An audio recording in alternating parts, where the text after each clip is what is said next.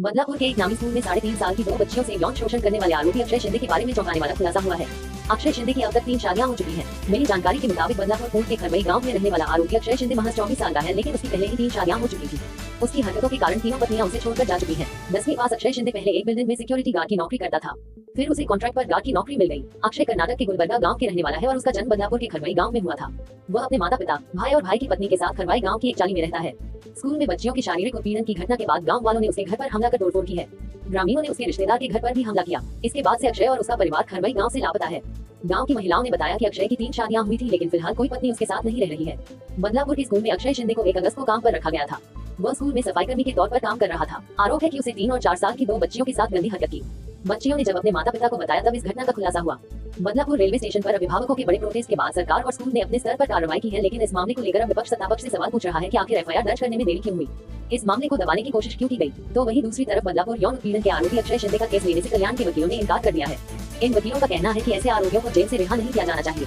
बदलापुर की घटना को लेकर जहां महाराष्ट्र में उबाल है और आरोपी को कड़ी से कड़ी सजा देने की मांग हो रही है, तो वहीं अक्षय शिंदे के पिता ने सनसनीखेज दावा किया है। अक्षय शिंदे के पिता ने दावा किया कि इस मामले में उनके बेटे को धोखा दिया जा रहा है।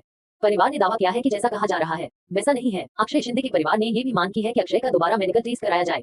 बदलापुर के जिस स्कूल में बच्चियों से यौन उत्पीड़न की घटना हुई है, उस स्कूल में मराठी और अंग्रेजी माध्यम से शिक्षा दी जाती है। आरोप है कि अक्षय शिंदे को छोटी बच्चियों को बाथरूम ले जाने की जिम्मेदारी दी गई थी। इस घटना का खुलासा 14 अगस्त को हुआ था।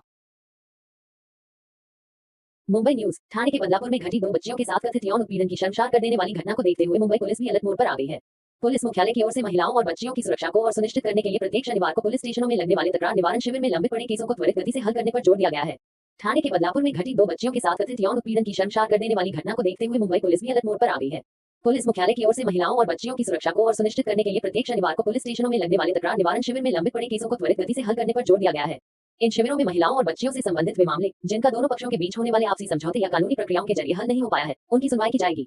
इसके लिए बुधवार को आदेश जारी कर दिया गया है। जीआर के अनुसार निवारण शिविर में आने वाले केसों को संबंधित थाना प्रभारी खुद सुनेंगे, लेकिन एसीपी व डीसीपी की निगरानी होनी अनिवार्य होगी। इसके अलावा प्रभारियों द्वारा केस से जुड़े आरोपियों और पीड़ित पक्ष को बुलाकर लंबित मामले को जल्दी से जल्द खत्म करने पर जोर दिया जाएगा। सभी जॉइंट कमिश्नर, एडिशनल कमिश्नर और डीसीपी को हर शनिवार को किसी न किसी पुलिस स्टेशनों का दौरा करने को कहा गया है। इसका मकसद महिला अपराध पर नियंत्रण और लंबित केसों को कम करने के अलावा पुलिस पब्लिक संवाद को और मजबूत करना है। मुंबई पुलिस के अनुसार जनवरी से मई तक 2584 केस महिलाओं और बच्चियों से संबंधित केस दर्ज हुए। 2023 में पॉक्सो से जुड़े 509 मामलों में बच्चियों से दुष्कर्म, विनय भंग, छेड़छाड़ आदि अपराध शामिल हैं। वहीं 2022 में यह आंकड़ा 462 था।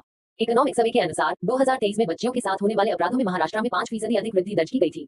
नाबालिगों से होने वाले यौन शोषण पर नियंत्रण पाने के लिए मुंबई पुलिस ने good touch, bad touch, Nirbhaya police दस्ता, पुलिस दीदी और हेल्प डेस्क जैसे अभियान चला रही है। मानसिक रूप से बीमार लोग ही बदलापुर जैसी घिनौनी हरकतों को अंजाम देते हैं। मामले की गंभीरता को देखते हुए पुलिस को जहां त्वरित कार्रवाई करनी चाहिए, वहीं जिन घरों में छोटी उम्र की बच्चियां हैं उन्हें भी अतिरिक्त सतर्कता बरतनी चाहिए। मुंबई में Brihan transport and electricity supply best ने आवासीय उपभोक्ताओं के लिए स्मार्ट मीटर लगाने की योजना को फिलहाल रोक दिया है। शिकायतें आई थी कि मीटर बदलने के बाद बिजली बिल में इजाफा हो गया था। अब तक लगभग 3 लाख स्मार्ट मीटर लगाए जा चुके थे। अधिकारी शीघ्र निर्णय लेंगे। कई ग्राहकों ने मीटर बदलने के बाद भुगतान की रकम बढ़ जाने की शिकायतें की थी। बुधवार को एक वरिष्ठ अधिकारी ने सभी आवासीय उपभोक्ताओं के लिए स्मार्ट बिजली मीटरों की स्थापना को सस्पेंड करने की घोषणा की है। बेस्ट का एक क्षेत्र कोलाबा, कफ परेड और सायन माहिम तक फैला हुआ है। अधिकारी ने कहा कि पिछले कुछ महीनों में स्थापित किए गए स्मार्ट मीटरों के बारे में जल्द ही निर्णय लिया जाएगा और इस संबंध में अधिकारियों की एक बैठक बुलाई जाएगी। बेस्ट के वर्तमान में 10.8 लाख बिजली उपभोक्ताओं को सेवा प्रदान करता है, जिनमें से 6.5 लाख आवासीय उपभोक्ता हैं। अब तक लगभग 3 लाख स्मार्ट मीटर रेजिडेंशियल और कमर्शियल कंज्यूमर के लिए इंस्टॉल किए जा चुके हैं। मुंबा देवी सीट से कांग्रेस के विधायक अमीन पटेल ने बुधवार को बेस्ट के वरिष्ठ अधिकारियों से मुलाकात की। पटेल ने स्मार्ट मीटरों पर बेस्ट को याचिका दी थी। मुलाकात के बाद पटेल ने कहा, बेस्ट ने मुझे लिखित में पुष्टि की है कि रेजिडेंशियल कंज्यूमर्स के लिए स्मार्ट मीटर का इंस्टॉलेशन को सस्पेंड कर दिया गया है। हम चाहते हैं कि एक्स्ट्रा सेफ्टी डिपॉजिट की रकम भी वापस की जाए। गौरतलब है कि अदानी ग्रुप द्वारा बेस्ट के लिए स्मार्ट मीटर लगाए जा रहे हैं। कई ग्राहकों की शिकायत थी कि बिना नोटिस दिए मीटर लगाए जा रहे हैं और अतिरिक्त डिपॉजिट की रकम भी बिल में जोड़ी जा रही है। विधानसभा चुनावों की तैयारी को देखते हुए सरकार ऐसा कोई भी काम नहीं करना चाहती है जिससे उन्हें नुकसान हो। इसी मौके को देखते हुए बेस्ट की बसें चलाने वाले वेट लीज बसों के कर्मचारियों ने दोबारा आंदोलन शुरू कर दिया है।